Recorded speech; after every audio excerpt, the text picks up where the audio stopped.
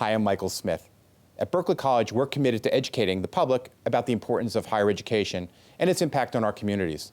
That's why we're proud to support the important educational programming produced by the Caucus Educational Corporation and their partners in public television. Funding for this edition of Caucus New Jersey has been provided by Josh S. Weston, Investors Bank, Berkeley College, Suez, ready for the resource revolution, Delta Dental of New Jersey, everyone deserves a healthy smile, Johnson & Johnson, and by the New Jersey Office of the Insurance Fraud Prosecutor. Insurance fraud costs New Jersey families $1,300 a year. Promotional support provided by The Record, North Jersey's trusted source, and NorthJersey.com. And by NJ Biz, all business, all New Jersey.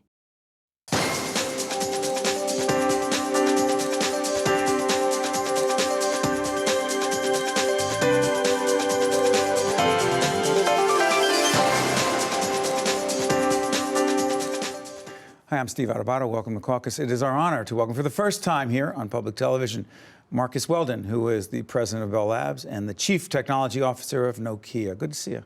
It's good to be here. Thanks for having me. Can we talk technology and human interaction or lack thereof? You say technology is creating more time for us. But it's doing a heck of a lot more than that, right?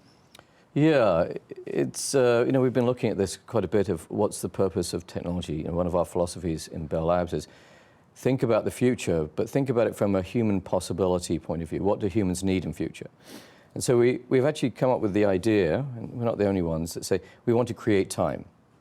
And we want to create time by removing mundane tasks. Things such as? Mundane tasks could be, for example, the driving one is a popular one these days. Oh, hold on. Driving is mundane? It is when you're in traffic. It's not when you're having fun on the Autobahn. And New Jersey is somewhere in between those 2 points. And how does technology play in there? Well, one element of driving is called assisted driving, and you already do that, actually.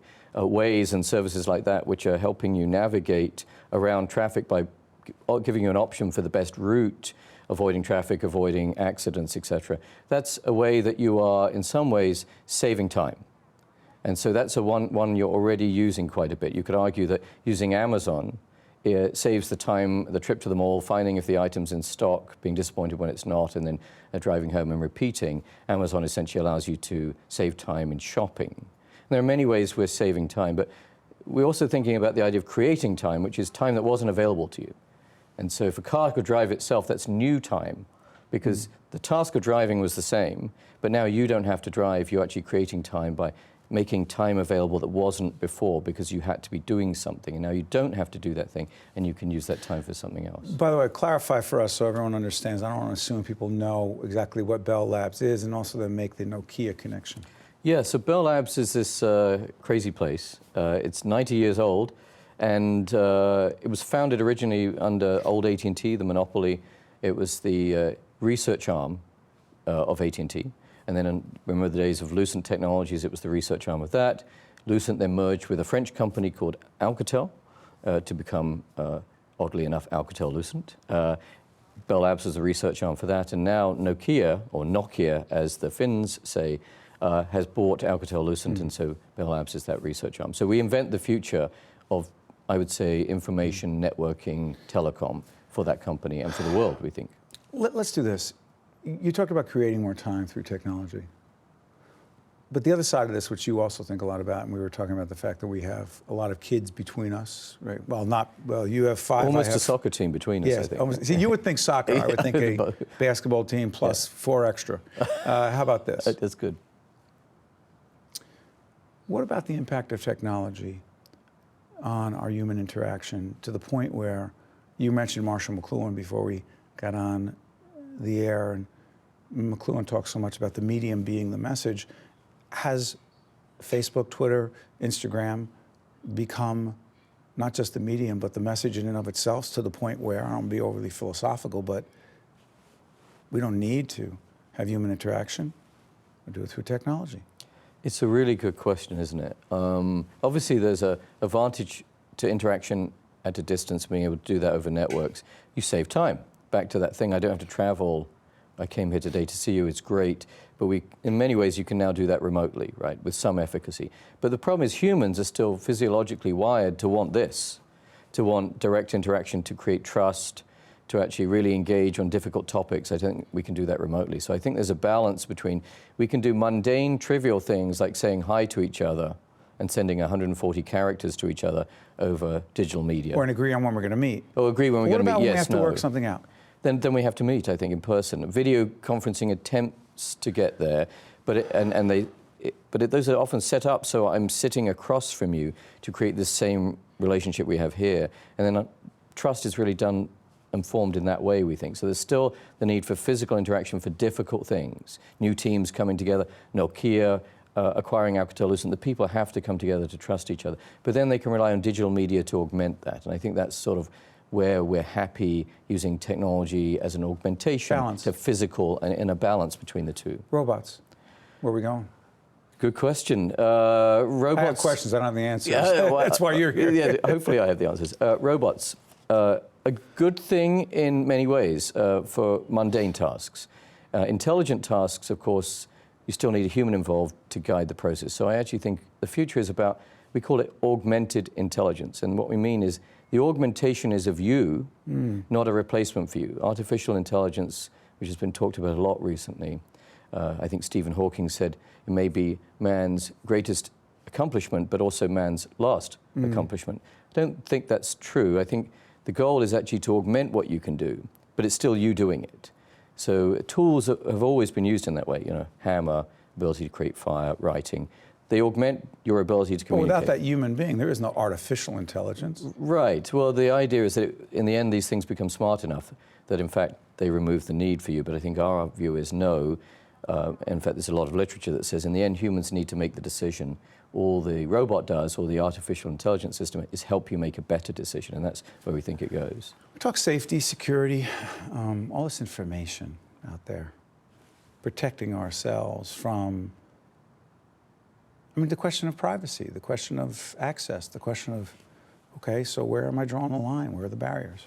And I think it's going to be fluid. I think, as we talked about with McLuhan, his other sort of famous quote is that man invents technology, technology then reinvents man. So essentially in that cycle, we're always in a state of flux of adjusting. We create a new technology, we think we know what we're going to use it for, and then we use it for much more than that and we become uncomfortable. So we create another technology that manages that for us. And I think we're in that state of flux with privacy and security. We don't feel as secure in the digital realm as we want to. And we don't feel like we have the privacy we want, and we're going to have to correct for that. And I think the argument in the end is a personal assistant, a digital personal assistant that actually manages you and your life for you. A digital personal assistant, which deals with the economic question. I mean, not everyone would have the financial wherewithal to do that. Well, that's where the cloud comes along, right? So cloud says... I knew the cloud would come up sooner or later. Go ahead. It's the buzzword du jour. For those who don't know what the cloud is, a simple cloud is basically definition. putting your computer in a thing called a data center, which is a collection of computers. But because you put it in a centralized location, you can run a much more powerful set of computers. Used to have this idea of supercomputers. Supercomputers sort of died out, meaning all in one box. Instead, we use standard personal computing hardware, same as in your home computer, but massive racks and arrays of that in the cloud, meaning in a big data center owned by Amazon or many other providers. It makes it cheaper, it makes it affordable. So generally, in fact, when you're buying from Amazon.com, you're interacting with a service that runs on their cloud. Those services that the Amazon.com web pages are running on their cloud. And that's how they provide that service, and they provide it for many, many other things. When you're watching video online from Netflix, you're running from a Netflix cloud. And so that cloud allows economical delivery of digital services, and that's where the personal assistant will reside. Last question. The place for human, face-to-face, personal interaction won't go out of style anytime soon?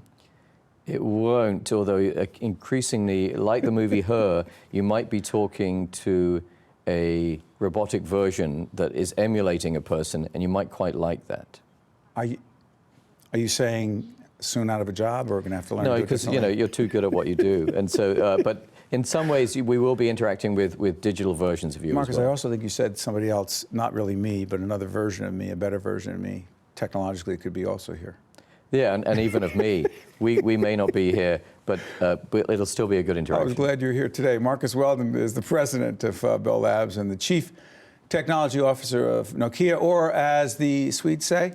The Finns? No, Nokia. Finns, I saw. Nokia. The Nokia. Yeah. Either way.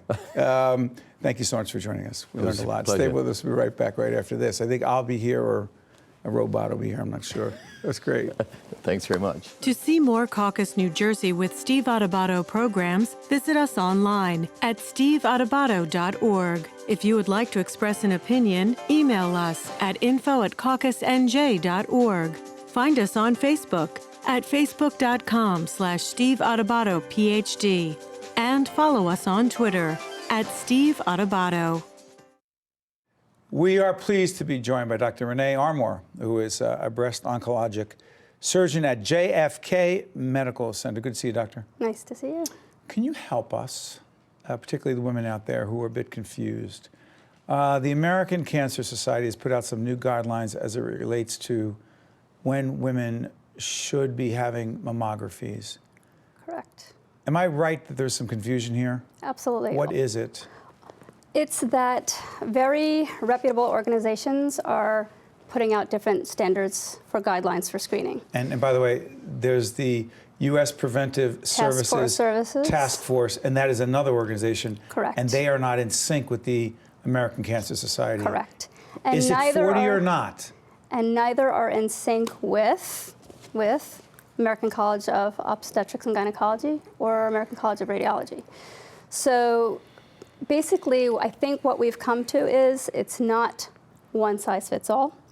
It's a discussion to be had. And the one thing with the patient, doctors and patients. So the one thing we want women to realize is all of the organizations say women should be given the option to start screening at 40. Nobody disputes the fact that death from cancer is decreased in patients 40 and above, regardless of the other risks of having screening, which we'll get into that. But all of them say, yes, death from breast cancer is decreased if you start screening at 40, and they all agree upon that. What they disagree upon is the weight of the other issues involved. People that are 40 to 45 tend to have denser breast tissue because they're younger. They tend to have more hormonally active breasts from perimenopausal hormone changes, estrogen surges, make cysts complex, simple, all kinds of findings on imaging. Therefore, false positives? False positives that can lead to biopsy. And biopsy is not completely benign. Because we were just talking about this before we were going on the air, and no secret, but virtually every producer we have at the Caucus Educational Corporation is a woman. They think about this, talk about it all the time, and some of the women were saying, isn't it true that there is some research out there that says the more biopsies you have, there's a greater likelihood of Correct. breast cancer? Correct. And when I heard that, I said, that can't be right. That is correct. But how could that be, and what do you do with that information? Right. So even breast tissue biopsies that are benign, or what we call low-risk lesions that don't increase your risk for breast cancer. There's certain things that they're biopsied, we know it increases your risk, atypical, lobular carcinoma in situ. There's certain things that, okay, this is your risk and this is how we screen and how we prevent it. And then there's things that are, this is nothing. Even those biopsies, if you have more than one, you're going to have an increased risk. It's actually part of the Gale model risk assessment tools, how many biopsies. So what does a woman do? You have to not over-biopsy. That is the issue why certain boards, like the American Cancer Society, are now saying 40 to 45, really discuss it with them. Don't mandate that they have to do it. Over 45? 40 to 45. Over 45, then what? Over 45, everybody, well, not true. American Cancer Society says every year, 45 to 55. American Cancer Society also says between 55 and above, every 2 years, because the cancers tend to be less aggressive and take longer to turn into something. There's going to be those that fall out of that norm. And if I were to complicate things even more and ask the question, what impact does family history have on all of these situations, you would say? So these guidelines, screening, are for average risk So this is people without family history. Someone's mother had breast cancer. Does it change the dynamic? Correct. Does it change the, so now you're 40, you're 41. Correct. You have it. Right. There's an increased risk associated. Now, most breast cancer is sporadic. Most people aren't going to fall into that category. So 80% of people diagnosed do not have a family history. 80%, no family history. No family history, no genetic predisposition. What percentage of those with family history do? Go on to develop breast cancer? Yes. It depends, and a lot of it. Other factors, risk factors. One of the risk factors is how early the family member got breast cancer, how old they were. And these are risk factors, whether or not they had it bilateral, a breast cancer on either side, and how many family members. Does smoking matter? Smoking, Does diet matter? Diet does matter for all cancer. Smoking, we used to think is not correlated to breast cancer. There's now research to indicate that smoking even can.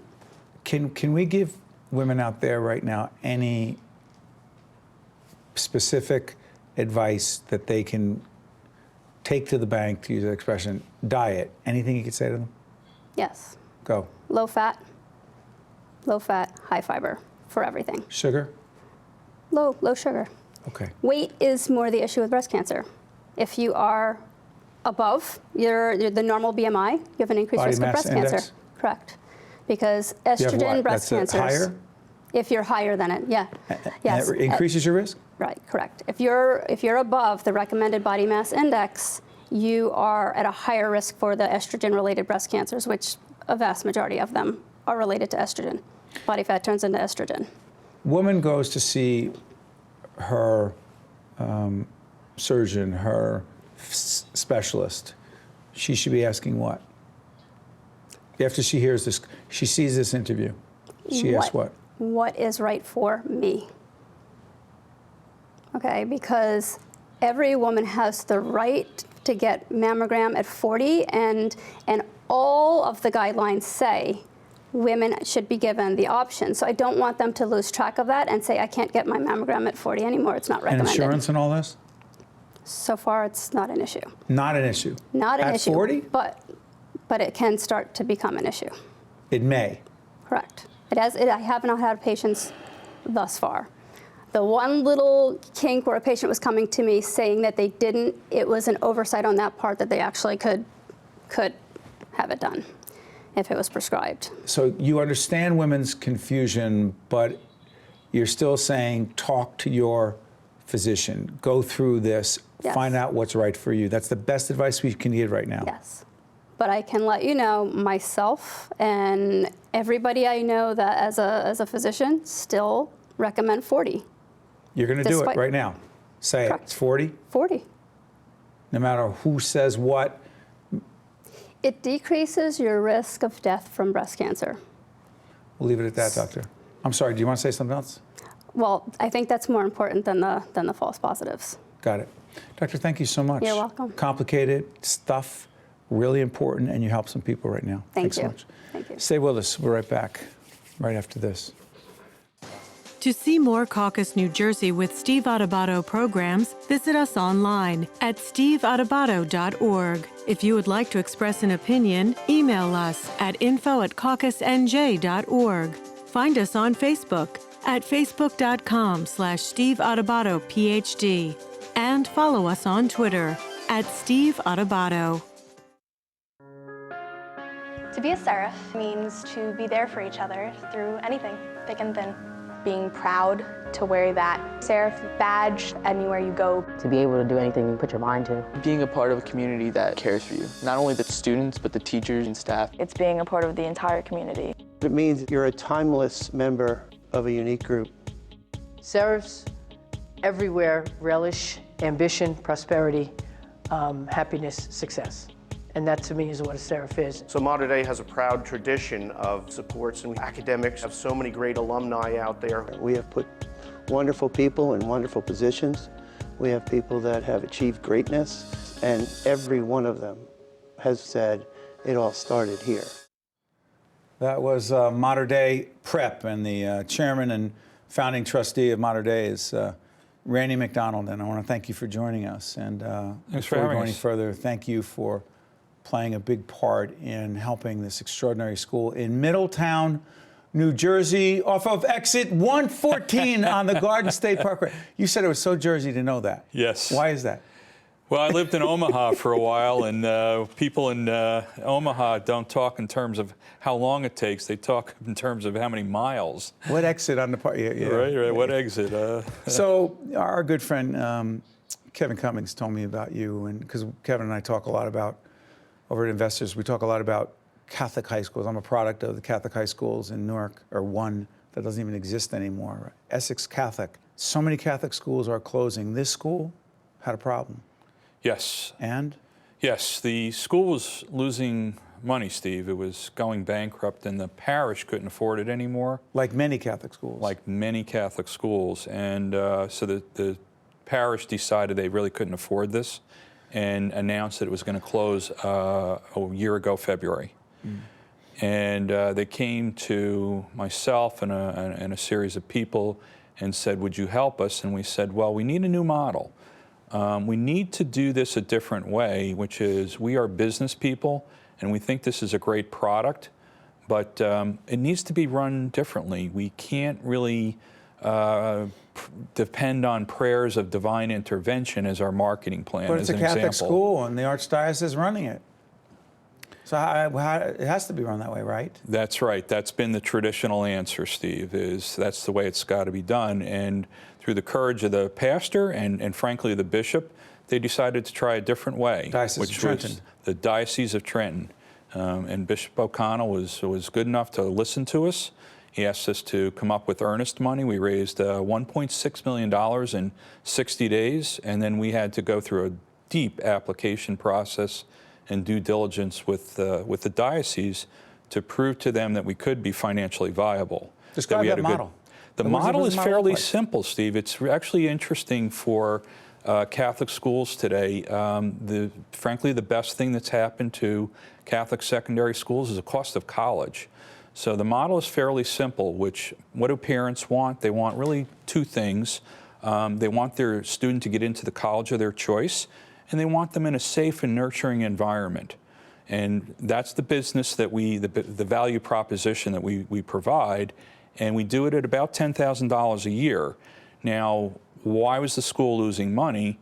Well, we came in and did business principles and got our costs under control. At 100 students per grade, 400 students times $10,000 is $4 million. Those are our operating costs. The Catholic Church has lots of property, so what they did is they said, we'll rent you the property for $1 a year, triple net, meaning we have to take care of the roof if the roof caves in. We have to pay for the insurance. And so they have this property, and they gave that value to us on a triple net basis, and we're able to then run the business model on a fairly lean and mean basis. Do me a favor, explain to folks why this is significant for all Catholic schools.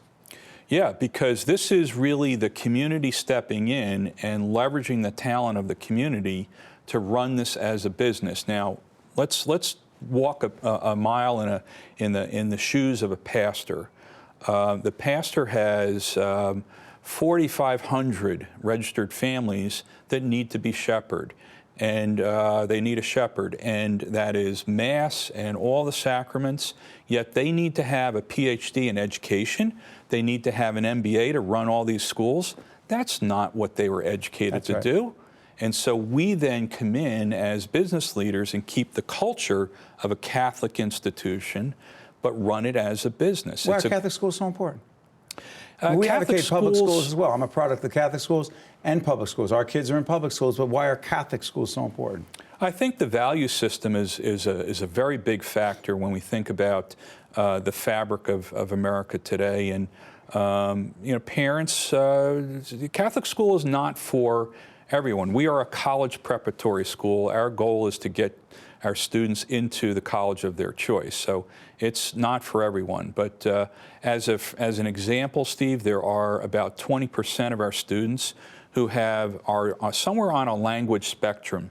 They may have a touch of autism or Asperger's, and we were able to bring them into this small community and get them into the college of their choice. And in a big school, they're not going to be as successful. So the Catholic Church has done a great job over the years of providing a safe and nurturing environment and getting kids into the college of their choice. But you need financial support from other folks, and the folks at Investors Foundation. Talk about it real quick. Yeah, that's a great point. You know, Investors is unique because they're a fairly big bank, but really operate on a community basis. And they've been a terrific partner. We needed a bus. We have kids coming up from Asbury Park who are indigent. A very poor area. Very poor area. And so we needed a shuttle bus to bring those kids in. We're at the train station in Middletown. We have, again, kids coming from North Jersey who are indigent. And we needed a bus to shuttle them around. And corporate support was important. Vitally important. For Catholic schools to work, we have a few seconds left, you need corporate support. You need foundation support. It's not just individual dollars. That is very true. And we've just started another program, an affinity program with Investors that is, they take a little of the spread that they make on investments and give it back to Mater Dei. If I designate my Investors bank account, then Mater Dei is a beneficiary. The preceding program has been a production of the Caucus Educational Corporation, celebrating over 25 years of broadcast excellence, and 13 for WNET, NJTV, and WHYY. Funding for this edition of Caucus New Jersey has been provided by Josh S. Weston, Investors Bank, Berkeley College, Suez, Delta Dental of New Jersey, Johnson & Johnson, and by the New Jersey Office of the Insurance Fraud Prosecutor. Transportation provided by Airbrook Limousine, serving the metropolitan New York, New Jersey area. Caucus New Jersey has been produced in partnership with TriStar Studios.